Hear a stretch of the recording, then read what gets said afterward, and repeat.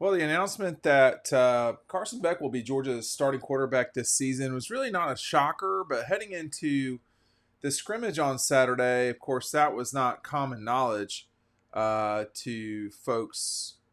Well, it was common knowledge that he was very much likely to be the starting quarterback, but we know now that that was something that was discussed with the quarterbacks ahead of time. But during the scrimmage, before the scrimmage on Saturday, that wasn't known to the general public.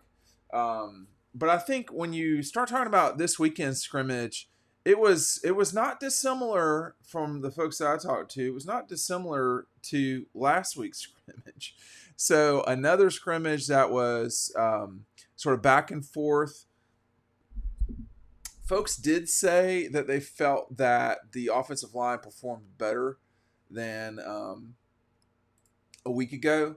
So there was that, but from what I understand, it really wasn't one sided in any way. Not that last week was necessarily one sided either. But Kirby on Saturday was talking about the offensive line, and he said, you know, that he was talking about one injury that happened on Saturday, but it was not a serious one. Left tackle Ernest Green got. He said Kirby goes on to say Ernest Green got banged up a little bit today, went back into play, so I don't know how serious it was.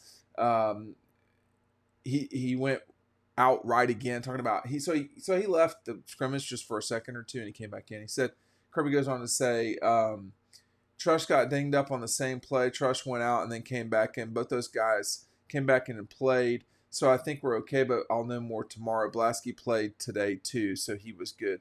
There were that was one person said that it was very back and forth. There were breakdowns, and that person went on to add talking about how Georgia's sort of banged up right now. Part of that too, though, is out of precaution. So guys like Kendall Milton didn't really go. I'm just trying to think of everybody off the top of my head. Kendall Milton, Smile Munden. I do think Kamari Lassiter played more this scrimmage than he did in the past. So the quote is, "It seemed like there were a lot of guys missing. To be honest, I thought the guys looked tired," was what one person said. So we'll just see. But I did want to point out that the offensive line, I think, played a little bit better than they did. Kirby went on to say, "We're 2 weeks away from kickoff, and we're not where we need to be, but we were competing." Here's what he says. Actually, before that, make sure now you're taking advantage of getting our 2023 preview for free. You can click the link down below. You're going to get our 2023 preview. That's going to included with when you sign up for Dog Post for a month, a T-shirt from Red Zone. You're going to get 20% off any item in their store. That can be a panoramic, photo. That can be a shirt. That can be, whatever you want it to be. And also for free, if you order Double Dogs, I will give you a month of Dog Post for free. But you need to sign up now. I'll tell you, we are quickly running out of these. I've been warning y'all. Go ahead and order now. This offer is not going to last long because we're going to run out of 2023 previews. So get it now so that you can take advantage of this, what is really awesome offer. One thing, anyway, Kirby says, I thought the offense started faster, made a few more explosives, but you know how that is in a scrimmage. Essentially, what the consensus from the folks that I spoke with was it was hard to tell who sort of won the scrimmage today because it was very much back and forth. Kirby said, "I was very pleased with the improvement from scrimmage 1 to scrimmage 2. I thought that last week's scrimmage was not really up to the standard of what we need. I thought scrimmage 2 was probably behind what we've been the last 2 years on scrimmages. Excuse me, at this point in the season, scrimmage number 2, I'm using the word scrimmage a lot, but a lot further than where we were with scrimmage 1. That was last week. So progress was made, but we're not where we need to be." He did also talk about Georgia's defensive line, which is a really important thing to point out here because this group is the older players. They've been around the block for a while. Zion Logue, Stackhouse, Walthour, Warren Brinson, who again I think keep an eye on. Those guys are entering their final seasons at Georgia. That's an older group. Then you have Hall, Jarrett. Obviously, Williams could be a really good player for them. Jefferson, Ingram, Dawkins. They've got some players. But Kirby said this about the defensive line for Georgia. We're not as deep as we've been.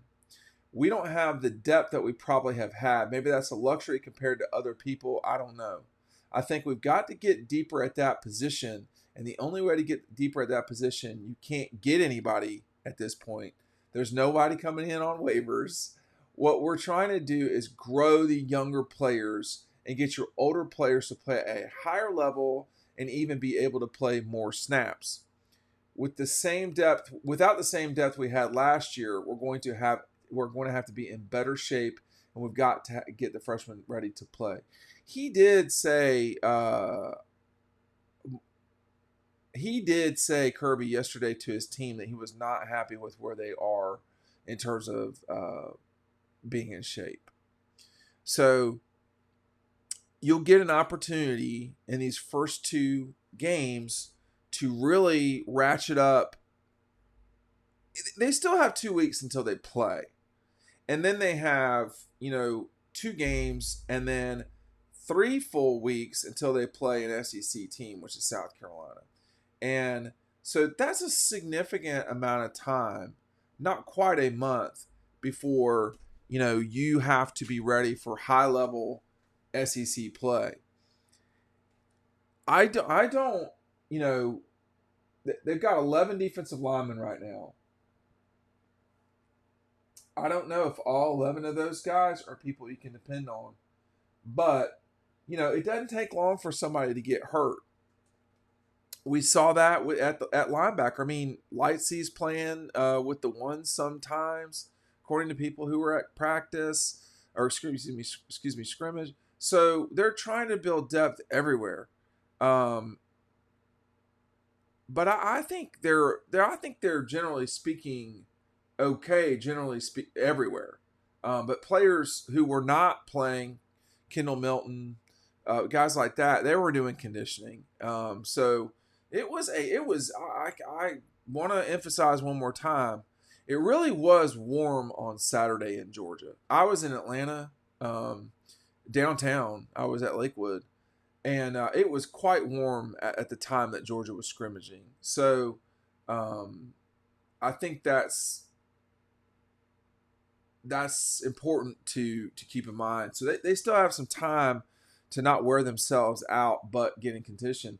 And, if they looked quite tired on Saturday, either they were tired, out of condition, or, this is part of getting into shape. You're only 2 weeks into fall camp, or 3. What are we? Are we 3 weeks into this thing now, or 2? What starts happening to me is, I yeah, I mean they've only really been going for 2 weeks. So as much as you work on strength and conditioning in the summer, it's hard to replicate full pads until you're in full pads, and you're restricted from doing a lot of that.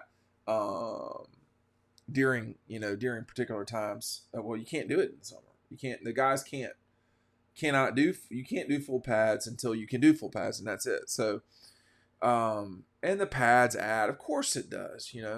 So it's a matter of getting yourself right for the season. But the folks that I spoke with said this was a back and forth practice. I can't remember because I wasn't there. Again, I was in Saturday. I was in Atlanta, but.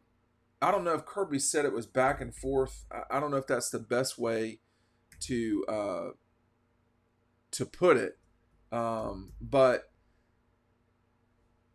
that's sort of the way that it was described to me by not just one person. So I think that with Carson being named the starter, that changes some things, but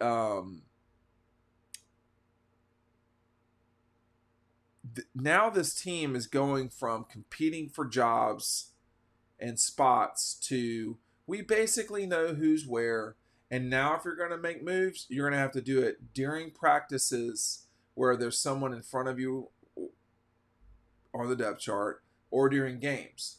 And that's more challenging. One thing Kirby was talking about too, he said, I think we'll have 4 or 5 practices over the next 8 days. So there's more time for recovery, but not time for relaxing. If anything, we've got to secure more spots, and a couple are still up for grabs, and then really hone in on who our special teams and travel rosters guys are going to be. We're 2 weeks away from kickoff, and we're not where we need to be, but we're competing.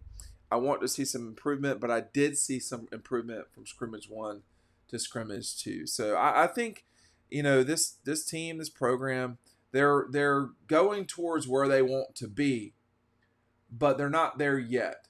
And Saturday was a really hot, miserable, but back and forth scrimmage between the dogs, amongst the dogs. And I think that it's going to be good to see college football come back this weekend. And we'll have everything you need over at Dog Post. Make sure you're signing up for our newsletter. We'll see you on the website.